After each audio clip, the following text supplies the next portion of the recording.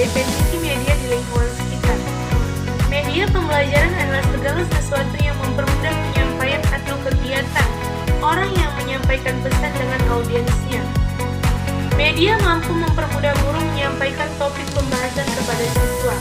Salah satu bentuk media pembelajaran adalah lingkungan sekitar. Lingkungan sekitar dapat mengoptimalkan pola pikir siswa untuk mencapai proses dan hasil pembelajaran. Pengenalan berbagai media di lingkungan sekitar. Berbicara media belajar sangat banyak ragamnya, mulai dari media grafis, media audio, media proyeksi, dan media lingkungan.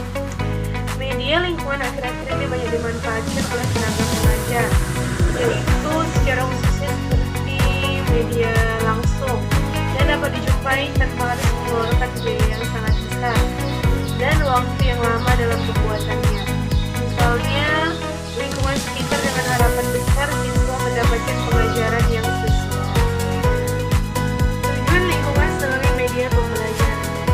Tujuan pemanfaatan lingkungan masyarakat sebagai sumber belajar adalah untuk mengupayakan agar terjadi proses komunikasi atau interaksi antara sekolah, siswa, dan masyarakat. Dengan adanya pemanfaatan lingkungan sebagai media pembelajaran ini, guru juga berharap siswa akan lebih akrab dengan lingkungan sehingga menumbuhkan rasa cinta akan lingkungan sekitarnya. Oke, baik. Di sini saya akan menjelaskan tentang keuntungan dan kelemahan lingkungan sebagai media pembelajaran. Adapun keuntungan media pembelajaran yaitu terdapat 6. Yang pertama, kegiatan belajar lebih menarik dan tidak membosankan. Yang kedua, hakikat belajar akan lebih bermakna. Dan yang ketiga, bahan-bahan yang dapat dipelajari lebih kaya serta lebih faktual. Dan yang keempat, kegiatan belajar lebih komprehensif dan lebih aktif. Adapun yang kelima, sumber belajar menjadi lebih kaya sebab lingkungan. Dan yang keenam, siswa juga lebih dapat memahami dan menghayati aspek-aspek kehidupan. Selanjutnya, saya akan membahas tentang kelemahan dalam lingkungan pembelajaran.